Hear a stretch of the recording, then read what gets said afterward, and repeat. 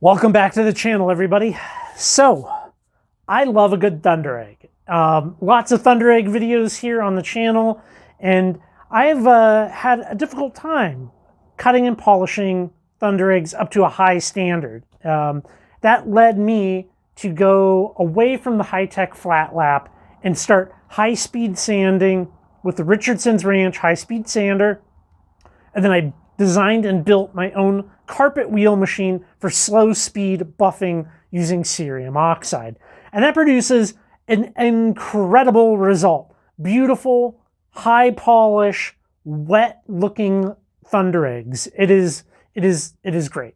And that's kind of made me step away from the high-tech flat lap in many ways. But I think I have an idea where we can kind of match what I'm doing with the high-tech, or with the Richardson's and the carpet wheel, with the high-tech. Let me show you a couple of Thunder Eggs here. So here we have some Thunder Eggs, and you know, you can kind of see the reflection outside there in that. Many people would probably call this good. I would not call this good. I took these up to a 3000 grit on the flat lap over there, and we can see if we can catch the light of the shop. That's cloudy. That's cloudy. That's unacceptable in my opinion as far as a polish goes. I need something better. Typically, I would use the pink cerium oxide wheel with the high-tech lap, or a 14,000 grit diamond. And the results are okay. They're okay. Not the best of the best. It doesn't match the carpet wheel. But let's talk about this. We're going to turn the high-tech lap into a carpet wheel today. Here is my carpet wheel machine, and although this has a slower motor than the flat lap, we get a surface feet per minute on the outside of this 14-inch disc of about 650 surface feet per minute. This flat lap on its low setting gets approximately the same surface feet per minute on the outside. So although it's spinning at a higher RPM, the outside of it being a smaller wheel, we kind of match between the two, all right? So what I intend on doing today is one of these will get polished up using the pink cerium oxide pad from them, and then I'm gonna show you the carpet wheel I made for this. This is going to be a carpet wheel mod for this machine, but it's a lot more than just that. The possibilities just got dramatically extended here. What we have here is an aluminum lapping disc, kind of a master lap. This is an 8-inch, and you see right here we have this little index on here. This connects to the motor. Well, on one side it's just aluminum, and on the other side it's Velcro. Typically, you would use these little knobs for attaching to, you know, these discs back here to the machine. We're going to be using this little flanged screw here. I'll show you how good this is. This is great. So, now that this has been upgraded to Velcro, there's so many possibilities for things that you can stick on here, and there is no nut. Well, you can kind of feel it just a little bit. However, when you take another piece, like a piece of carpet, and we stick it on here, we are above that nut. Let me show you. You can see that we are above the nut. So you have this full space now, the full space for working on here, okay? Let me get this nice and straight on here.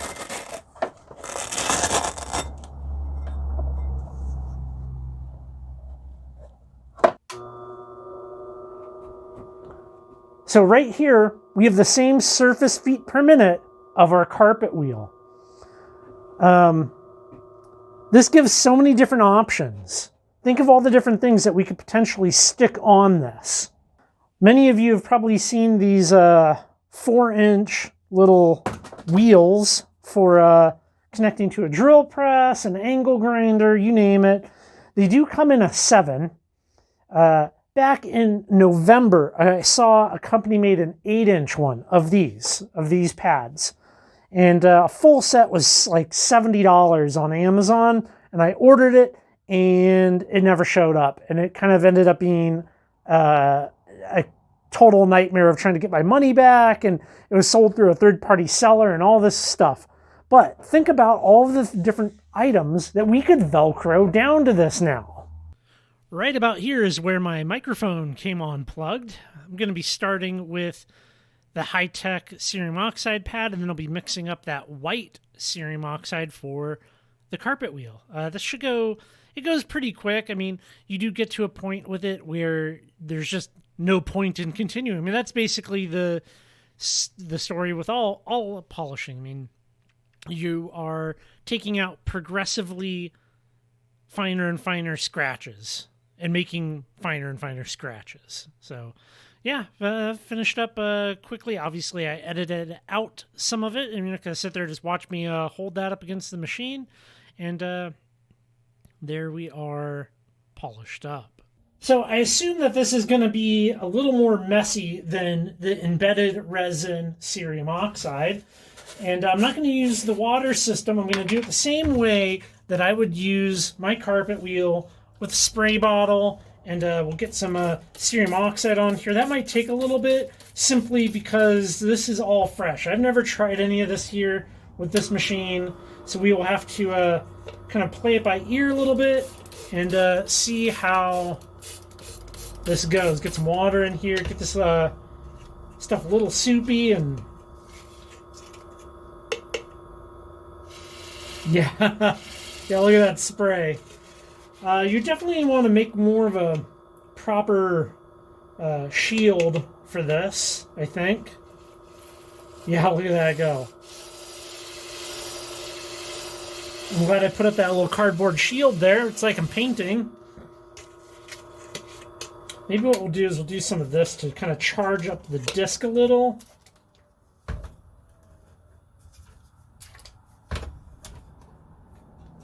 And get it kind of really loaded up here, and maybe we'll be able to smear it in.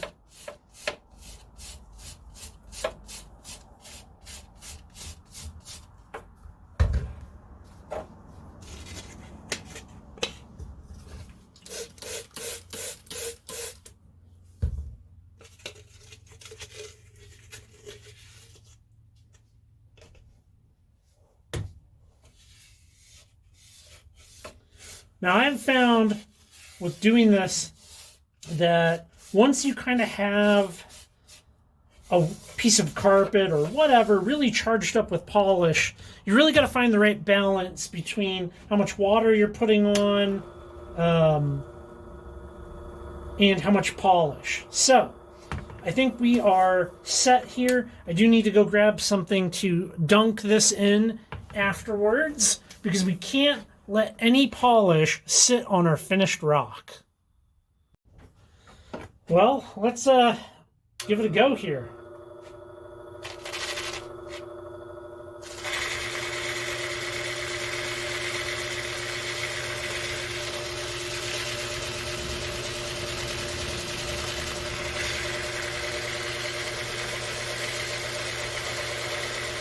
Definitely feels a lot like using the carpet wheel.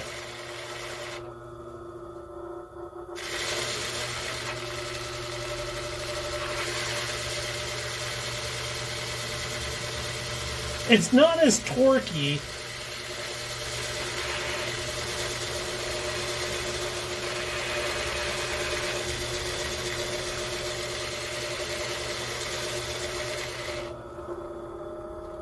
Yeah, I think this is going to work mighty well here.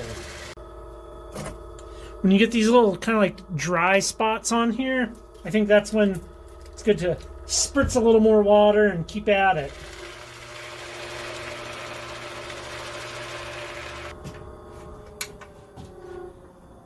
I got that rock here in a bucket of water, and I'm going to get all that polish off of it, get that thing nice and clean. We can come back and check out the two rocks side by side. if you're a careful observer of YouTube videos where people show polished rocks, often, if you look closely, their rocks are not a true wet polish. They will be orange peeled quite often, and other times they will show them at an angle in which it's meant to make it look better than it actually is, and I'll show you exactly what I'm talking about when we look at the two sides of this thunder egg. Okay, so over here we have the side that was done with the pink cerium oxide on the high-tech lap. If I show it to you like this, that looks pretty good, right?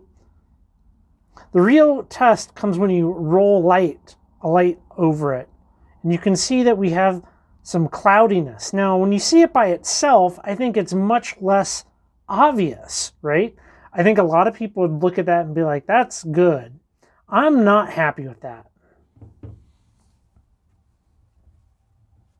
Here is the one that was done with the carpet wheel. Still some room for potential improvement, but when we look at these side by side, let's see if we can get that perfect angle just right. You can see the one on the left is significantly cloudier. We just have less rich colors to it. You have nice definition where there are some like cracks and pits in the chalcedonian agate here. They're more defined. I think overall, this one is clearly a superior finish.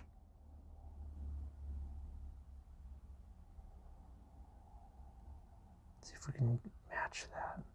Yeah, I mean, you can see one's sharp versus cloudy.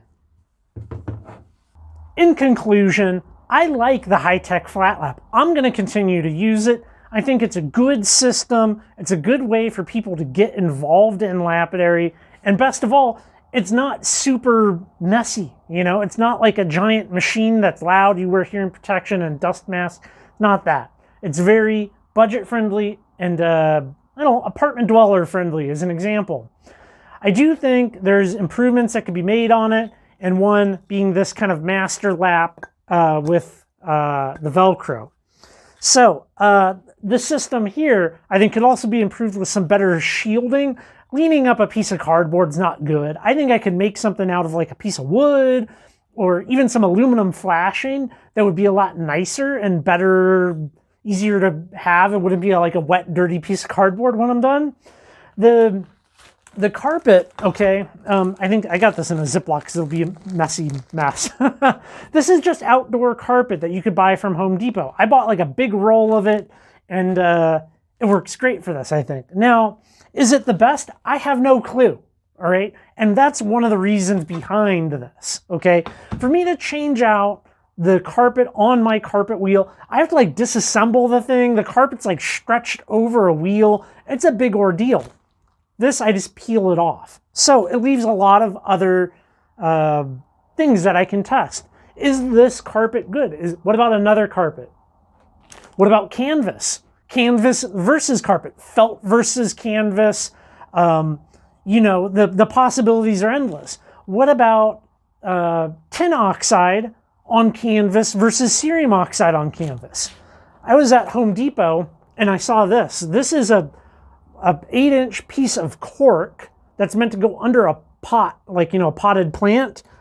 What about cork? Look, I have a cork wheel now. Slap some Velcro on this. How does cork stack up with cerium oxide and carpet? These are all great questions, which I hope to answer in the future with this great little mini carpet wheel. Yeah, I just want people to get the most out of their machines, have fun, and look at some rocks. Here we got, look at that, the cloudy one. Look at that. I mean, there's no comparison. And I know other people will be like, I get better polish than you with all the same wheels. slowly take a high def video rocking it over with a fluorescent light tube over it, and you'll see that it's going to be cloudy. Like, my wheels are good. Here, look. My wheels are good. I have all the wheels. These are all, like, all of the wheels that you can have, you know? And I've had my flat lap for a very long time. So I know what I'm doing. I just think that end polish, you got to have something better than the wheels that generally people have for it. That's all. Rant over. I hope you enjoyed this one, everybody. Thank you for coming and hanging out with me in the shop. Please go check out my website, currently rockhounding.com. All kinds of awesome stuff up there. And we'll leave this one here, and I'll catch you in the next video.